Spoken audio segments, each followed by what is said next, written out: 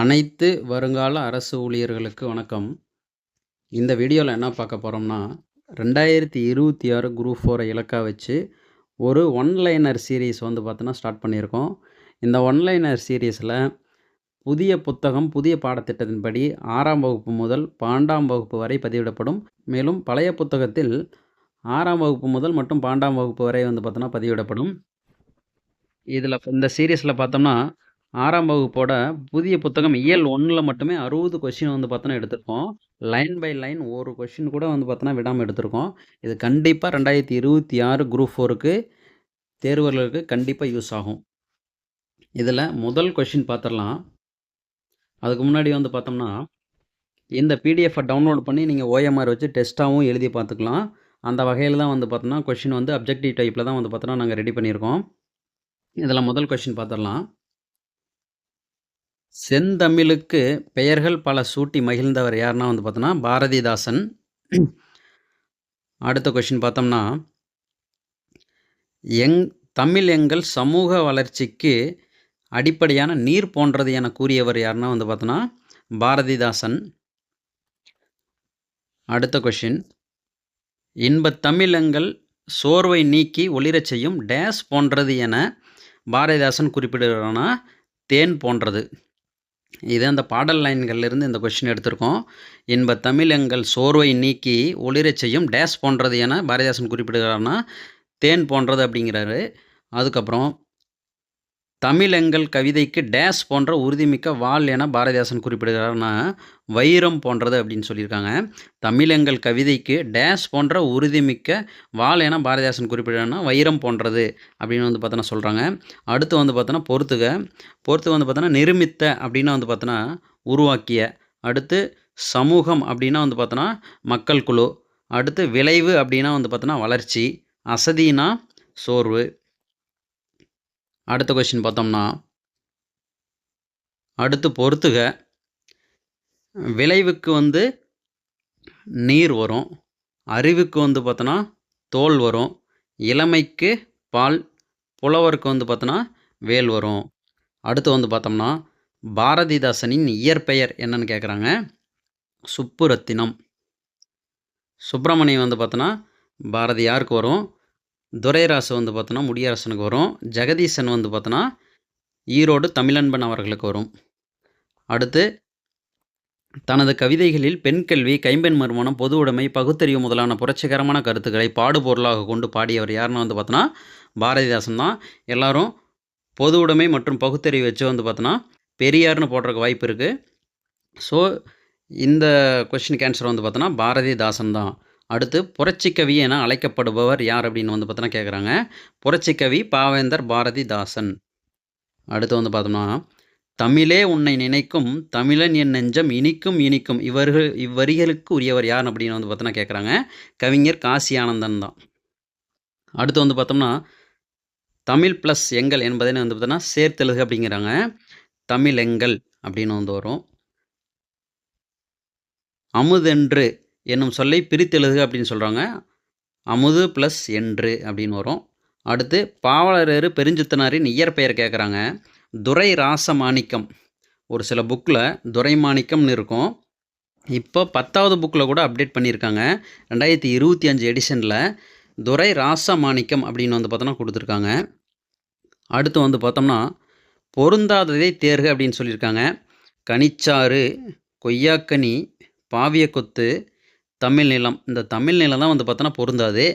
ஏன் பொருந்தாது அப்படின்னா வந்து பார்த்தோன்னா தமிழ் நிலம் அப்படிங்கிறது பாவலரேறு பெருஞ்சித்தனார் வந்து எழுதிய பாவலரேறு பெருஞ்சித்தனார் நடத்திய இதெல்லாம் வந்து பார்த்தோன்னா இந்த தமிழ் நிலம். இவர் நடத்திய இதழ்களெல்லாம் வந்து பார்த்தோம்னா தென்மொழி, தமிழ் சிட்டு, தமிழ் நிலம் இந்த 3 இதழ்களையும் வந்து பார்த்தோன்னா நடத்தினார். இது ரீசெண்டாக எக்ஸாமில் கூட இப்போ குரூப் 2 எக்ஸாமில் கூட வந்து பார்த்தோன்னா கேட்டிருக்காங்க. அடுத்து பொருந்தாததை தேர்க. தென்மொழி, தமிழ் சிட்டு, தமிழ் நிலம், தேசபக்தன் தான் பொருந்தாது. இந்த தென்மொழி, தமிழ் சிட்டு, தமிழ் நிலம் ஆகிய 3 இதழ்களுமே வந்து பார்த்தோன்னா பாவலரேறு பெருஞ்சித்தனார் அவர்களால் நடத்தப்பட்டது. தேசபக்தன் வந்து பார்த்தோன்னா திருவிக அவர்களால் வந்து பார்த்தோன்னா நடத்தப்பட்ட இதழ். அடுத்து வந்து பார்த்தோம்னா தன இதழ்களின் வாயிலாக தனித்தமிழையும் தமிழ் உணர்வையும் பரப்பிய பாவலர் அப்படின்னு கேட்டிருக்காங்க. இதுக்கு பாவலர் பெருஞ்சித்தனார் வந்து பார்த்தோன்னா வருவார். அடுத்து வந்து பார்த்தோன்னா, பாவலரேறு பெருஞ்சித்தனாரின் கனிச்சாறினுள் டேஸ் தொகுதியிலாக வெளிவந்துள்ளதுன்னா 8 தொகுதிகளாக வந்து பார்த்தோன்னா வெளிவந்திருக்கும். அதுக்கப்புறம் பார்த்தோம்னா பொறுத்துக. ஆழிப்பெருக்குன்னா வந்து பார்த்தோன்னா கடல்கோள் வரும். மேதினி வந்து பார்த்தோன்னா உலகம் வரும். ஊழி அப்படின்னா வந்து பார்த்தோன்னா நீண்டதொரு காலப்பகுதி. உள்ளப்பூட்டு அப்படின்னா வந்து பார்த்தோன்னா உள்ளத்தின் அறியாமை. அப்புறம் பூட்டு அப்படின்னா வந்து பார்த்தோன்னா அறியாமை அப்படின்னு வந்து பார்த்தோன்னா சொல்கிறாங்க. அடுத்து தேன் தோன்றியது போல மக்கள் நாவில் செந்தமிழே நீ தோன்றி வளர்ந்தாய் வாழி என்ற வரிகளுக்கு உரியவர் யார் அப்படின்னா வந்து பார்த்தோன்னா வாணிதாசன். அடுத்து பொய் அகற்றும் என்னும் சொல்லை பிரித்தெழுக அப்படின்னு வந்து பார்த்தோன்னா கேட்டிருக்காங்க. இது பொய் ப்ளஸ் அகற்றும் அப்படின்னு வந்து பார்த்தோன்னா வரும். 8 ப்ளஸ் திசை என்பதை சேர்த்தெழுக அப்படின்னு கேட்டிருக்காங்க. 8 திசை அப்படின்னு வந்து பார்த்தோன்னா வரும். அடுத்த கொஸ்டின் பார்த்தோம்னா, யாமறிந்த மொழிகளிலே தமிழ் மொழி போல் இனிதாவது எங்கும் காணோம் என்ற வரிகளுக்குரியவர் வந்து பார்த்தோன்னா பாரதியார் வந்து பார்த்தோன்னா சொல்லியிருப்பாங்க. அடுத்து வந்து பார்த்தோம்னா, யாமறிந்த மொழிகளிலே தமிழ் மொழி போல் இனிதாவது எங்கும் காணோம் இவ்வரிகளின் மூலம் உணர்த்தப்படுவது எது அப்படின்னு வந்து பார்த்தோன்னா கேட்குறாங்க. தமிழ் மொழியின் இனிமையா, தமிழ் மொழியின் பழமையா, இல்லை தொன்மையா, உயர்வா அப்படின்னு வந்து பார்த்தோன்னா கேட்குறாங்க. இதில் தமிழ் மொழியின் இனிமையை தான் வந்து பார்த்தோன்னா குறிக்கிறாங்க. அடுத்து வந்து பார்த்தோம்னா, என்று பிறந்தவள் என்று உணராத இயல்பினலாம் எங்கள் தாய் என்ற வரிகளுக்கு உரியவர் யாருன்னு வந்து பார்த்தோன்னா பாரதியார் தான். இதில் வந்து தமிழோட எதை சொல்லியிருப்பாருன்னா தமிழோட தொன்மையை பற்றி பார்த்தீங்கன்னா சொல்லியிருப்பாங்க. அடுத்த கொஸ்டின் வந்து பொறுத்துக. முதலில் ஆளப்படும் இலக்கியம் எது கேட்குறாங்க. தமிழ் வந்து எந்த இலக்கியத்தில் முதல்ல வந்து பார்த்தோன்னா சொல்லியிருக்காங்க அப்படின்னு வந்து பார்த்தோம்னா தமிழ் வந்து தொல்காப்பியத்தில் வந்து பார்த்தோன்னா சொல்லியிருக்காங்க. தமிழ்நாடு வந்து பார்த்தோன்னா சிலப்பதிகாரம் வஞ்சிகாண்டத்தில் சொல்லியிருக்காங்க. தமிழன் வந்து அப்பர் தேவாரத்தில் வந்து பார்த்தோன்னா சொல்லியிருக்காங்க. அடுத்த கொஸ்டின் பார்த்தோம்னா பொறுத்துக தான். பொறுத்துகளை முதலில் ஆளப்படும் இலக்கியம் எந்த சைடு மேற்கோள். தொல்காப்பியம் வந்து என்ன சொல்லியிருக்காங்க. தமிழன் கிளவியும் அதனோரற்று அப்படின்னு வந்து பார்த்தோன்னா சொல்லியிருக்காங்க. சிலப்பதிகாரம் வஞ்சிகாண்டத்தில் இமிழ்கடல் வேலியை தமிழ்நாடு ஆக்கிய இது நீ கருணை ஆயின் அப்படின்னு வந்து பார்த்தோன்னா சொல்லியிருக்காங்க. அப்பர் தேவாரம் வந்து பார்த்தோன்னா தமிழன் கண்டாய் அப்படின்னு வந்து பார்த்தோன்னா சொல்லியிருக்காங்க. தமிழில் நமக்கு கிடைத்துள்ள மிகவும் பழமையான இலக்கண நூல் எதுன்னு கேட்குறாங்க. தொல்காப்பியம்தான். தமிழ் எழுத்துக்கள் பெரும்பாலும் டேஸ் எழுத்துக்களாகவே அமைந்துள்ளன, வலஞ்சொலி எழுத்துக்களாகவே அமைந்துள்ளன. அற்றிணை அல்லது தாழ்திணை என்னும் சொல்லை பிரித்து எழுதுன்னு கேட்குறாங்க. அற்றிணையை பிரித்தா அல் ப்ளஸ் திணைனை வரும். தாழ்திணையை பிரித்தா தாழ்வு ப்ளஸ் திணைனை வரும். ஸோ ஏ அண்ட் சி தான் ஆன்சர். அடுத்து பாகற்கா என்னும் சொல்லை பிரித்து எழுதுக அப்படின்னு கேட்டிருக்காங்க. இதுக்கு பாகு ப்ளஸ் அல் ப்ளஸ் காய் தான் ஆன்சர். அடுத்து பூவின் 7 நிலைகளுள் 6வது நிலையை தேர்வு செய்ய. பூவிற்கு வந்து பார்த்தோன்னா மொத்தம் 7 நிலைகள் இருக்குது. இதில் 6வது நிலை வந்து பார்த்தோன்னா வி அப்படின்னு சொல்லுவாங்க. அடுத்த கொஷின், மா ஓரெழுத்து ஒரு மொழிக்கு பொருந்தாதையை தேர்ந்தெடுக்க அப்படின்னு சொல்கிறாங்க. மானா வந்து பார்த்தோன்னா நிறைய பொருள் இருக்குது. அடிக்கடி டிஎன்பிசி எக்ஸாமில் வந்து பார்த்தோன்னா ஓரெழுத்து ஒரு மொழியில் ஒரு 2-3 டைம் வந்து பார்த்தோன்னா இந்த கொஷினே வந்து பார்த்தோன்னா கேட்டாங்க. இதுக்கு மானா பெரிய அப்படின்னா கண்டிப்பாக வரும். அழகு வரும். திருமகள் வரும். மேகம் வந்து பார்த்தோன்னா வராது. அடுத்த கொஸ்டின் பார்த்தோம்னா பொறுத்துக. தாவர இலைப்பெயர்கள் என்ன வரும்னு கேட்குறாங்க. ஆல், அரசு, மா, பலா, வாழைக்கு வந்து பார்த்தோன்னா இலை வரும். அகத்தி, பசலை, முருங்கைக்கு வந்து பார்த்தோன்னா கீரை வரும். அருகு, கோரைக்கு வந்து பார்த்தோம்னா புல் வரும். நெல், வரகுக்கு வந்து தாள் வரும். மல்லிக்கு வந்து பார்த்தோன்னா மல்லி தலை வரும். மல்லிக்கு வந்து தலை வரும். அடுத்து வந்து பார்த்தோம்னா அதே தாவர இலை பெயர்களில் சப்பாத்தி கள்ளி தாளைக்கு வந்து பார்த்தோன்னா மடல் வரும். கரும்பு நாணலுக்கு வந்து பார்த்தோன்னா தோகை வரும்.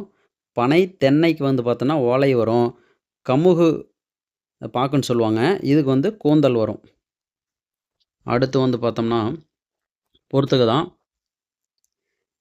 இயல் தமிழ் வந்து இதில் பொறுத்துக வந்து பார்த்தோன்னா டைரெக்டாக அப்படியே தான் இருக்குது. இயல் தமிழ் வந்து பார்த்தோன்னா எண்ணத்தை வெளிப்படுத்தும். அப்போது 1 கரெக்டு. இசைத்தமிழ் வந்து பார்த்தோன்னா உள்ளத்தை மகிழ்விக்கும். இதுவும் கரெக்டு.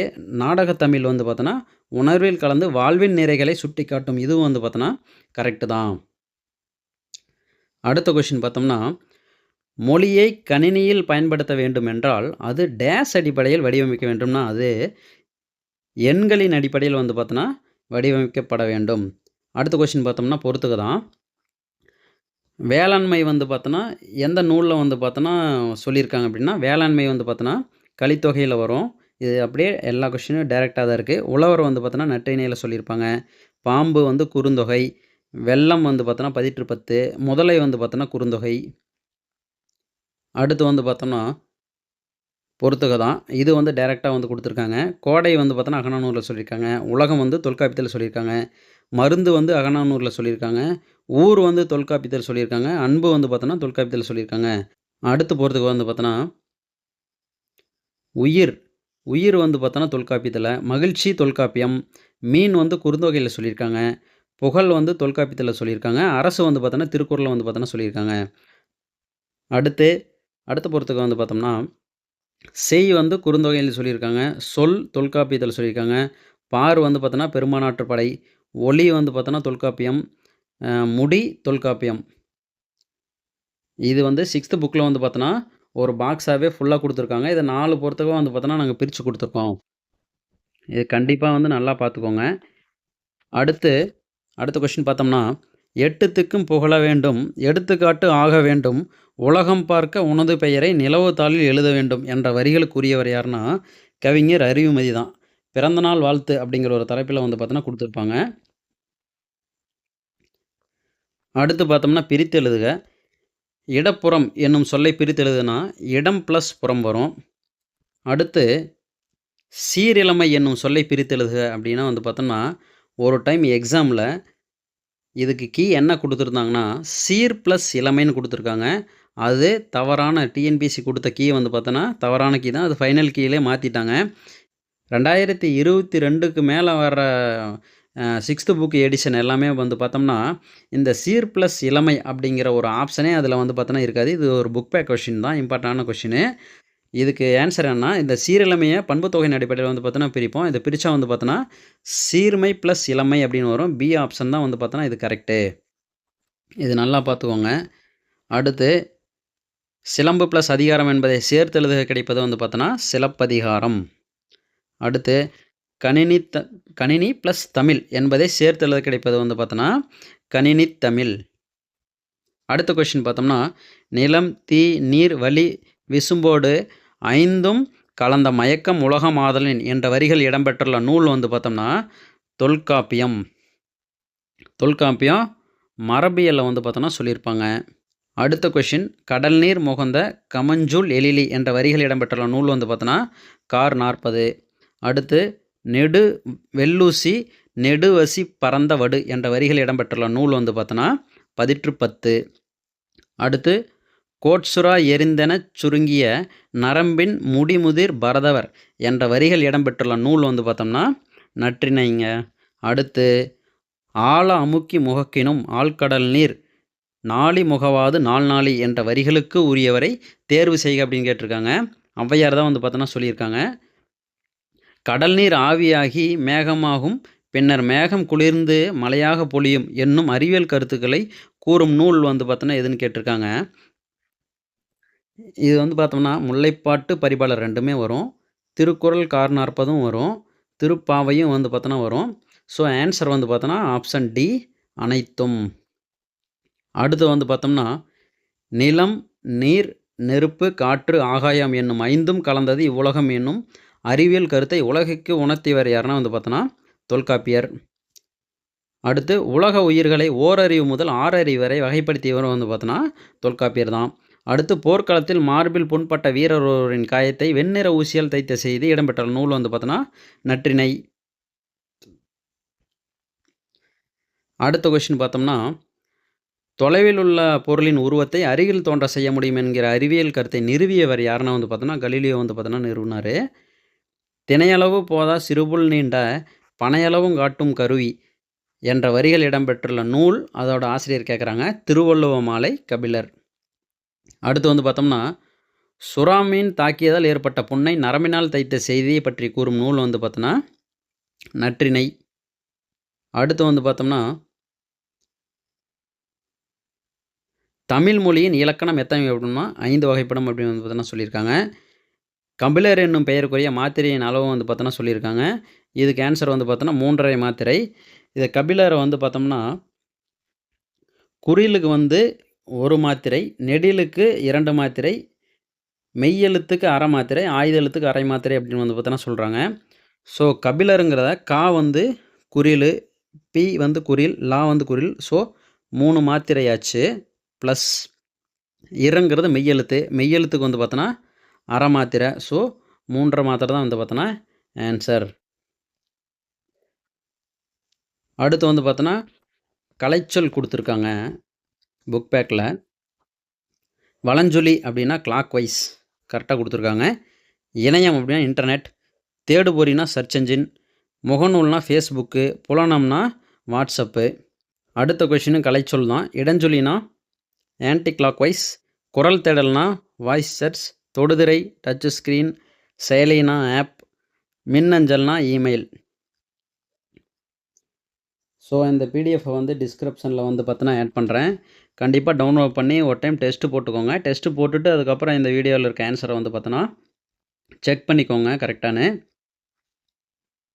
அடுத்தடுத்த இயல்களுக்கான வினாக்கள் வந்து விரைவில் வந்து பார்த்தோன்னா அப்லோட் செய்யப்படும். அனைவருக்கும் நன்றிகள்.